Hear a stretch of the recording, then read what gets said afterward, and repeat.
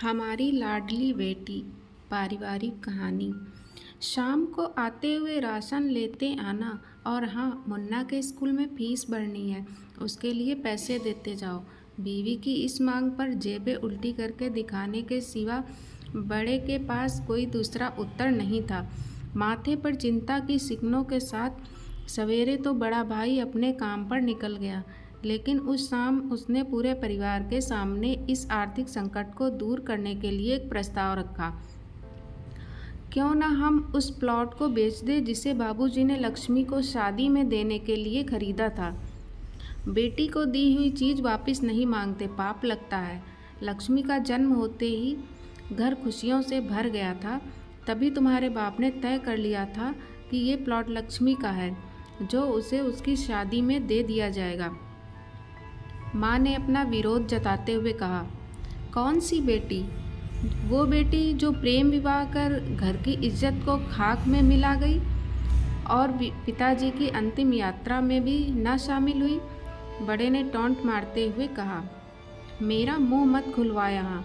कौन नहीं जानता कि लक्ष्मी को उस दिन गली के नाके से ही लौटा दिया गया था और उससे अपने पिता से आखिरी बार मिलने का हक भी छीन लिया गया था। माँ ने बेटी का पक्ष लेते हुए कहा। माँ के इस वार से दोनों बेटे चुप हो गए। न बड़ा बेटा कुछ बोल पाया और न छोटे बेटे के मुँह से कोई शब्द फूटा। थोड़ी देर की शांति के बाद छोटा भाई बोला, प्लॉट बेच तो देंगे, पर क्या लक्ष्मी कागजात पर दस्तखत करेगी? मुझे नहीं लगता कि वो हमारा भला सोच भी सकती है। आखिर है तो वो औरत जात, पुरुषों की परिस्थिति कैसे समझ पाएगी? काफ़ी विवाद और सोच विचार के बाद सब इस बात पर सहमत हुए और पड़ोस के मोहल्ले की लक्ष्मी की दोस्त को बोलकर लक्ष्मी को घर आने का न्योता दे दिया गया। अगले दिन सुबह से गली के नाके पर खेल रहे बड़े भाई के लड़के की बुआ आ गई की आवाज़ सुन घरवाले चौकन्ने हो गए। दोनों भाई मन में द्वेष और नफरत के साथ उसको कैसे घर में आने के लिए कहे, इसी दुविधा में थे। वो कहते हैं ना, ज़रूरत के वक्त गधे को भी बाप बनाना पड़ता है। उसी कहावत के हिसाब से दोनों भाई बहनें से बात करने के लिए तैयार हुए।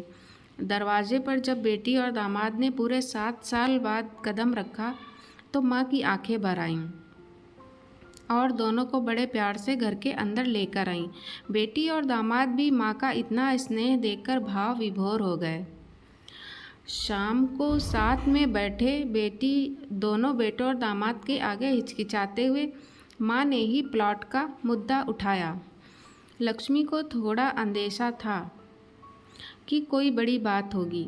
लक्ष्मी उसी दिन से ये बात सोच रही थी कि ऐसी क्या बात हो सकती है कि जो खड़ूस भाई उसे बाप का मुंह भी दिखाने के खिलाफ थे, वो अचानक इतने कैसे पिघल गए। लेकिन अब उसको सारी बात समझ में आ गई। लक्ष्मी ने तिरछी नज़र से पति की तरफ देखा तो वो बोल पड़ा, देखिए माँ जी, शादी से पहले जो कुछ आपका था वो आपका ही रहेगा। ना उस पर मेरा या लक्ष्मी का कोई हक था, ना है, नहीं भविष्य में हम मांगेंगे। इसलिए आप निश्चिंत होकर उस प्लॉट के साथ जो करना है कीजिए। आप जहाँ कहेंगे हम वहाँ साइन कर देंगे। सुबह से अपने जीजा से नज़रें चुरा रहे दोनों भाइयों ने अब अपने जीजा को अच्छे से देखा। सुबह प्लॉट के कागजात पर बहन के दस्तखत लेकर काम खत्म किया जाए, यह तय हुआ। सब इस मीटिंग को ख़त्म कर उठ ही रहे थे कि टीवी पर अनाउंसमेंट हुआ कि आने वाले 21 दिनों तक देश में लॉकडाउन लगाया जा रहा है।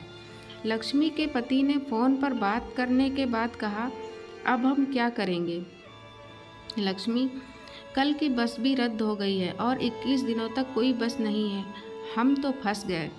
इस खबर से दोनों भाई बहुत निराश हो गए, क्योंकि एक तो उनकी आमदनी कम थी और 2 लोगों का और खाने पीने का बोझा बढ़ गया था। लेकिन माँ अंदर ही अंदर खुश थी, क्योंकि इतने वर्षों बाद घर वापस लौटी बेटी इसी बहाने कुछ दिन आराम से उसके साथ रह पाएगी।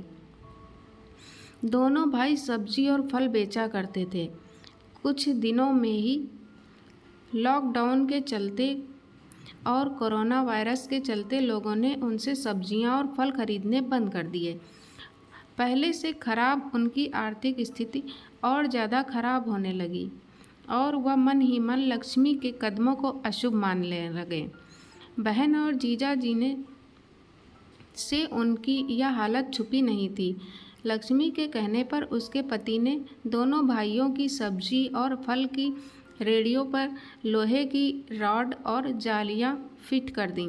बाजार जाकर दोनों के लिए कैप, हाथों के दस्ताने और थोक के भाव से सब्जी और फल खरीद लाए। दोनों की रेड़ियां अच्छे से तैयार कर, फल और सब्जियां ढक कर, दोनों भाइयों को टोपी और दस्ताने देकर जीजा जी ने उनसे कहा, एक बार इस तरह से धंधा करके देखो, शायद आपका मुनाफा बढ़ जाए। थोड़ी आनाकानी करने के बाद दोनों भाइयों ने जीजा जी के समझाए अनुसार धंधा शुरू किया। 2-3 दिनों बाद ही कोरोना से घबराए लोग अब ढकी हुई फल और सब्जियां और दस्ताने और सेफ्टी का ध्यान रखते बेचने वालों से ही फल और सब्जियां खरीदने लगे। इस तरह समझदार दामाद की वजह से धीरे धीरे दोनों भाइयों का धंधा अच्छा चलने लगा और उनके घर का गल्ला जो पहले खाली हो रहा था अब धीरे धीरे भरने लगा। माँ जैसे अपने मरे हुए पति से मन ही मन संवाद साधने लगी। देखो जी, आपकी लक्ष्मी सच में लक्ष्मी है। उसके पांव घर में पड़ते ही घर खुशियों से भर रहा है। दोनों भाइयों की आंखों में पहले जो गुस्सा था उसकी जगह अब शर्म ने ले ली थी।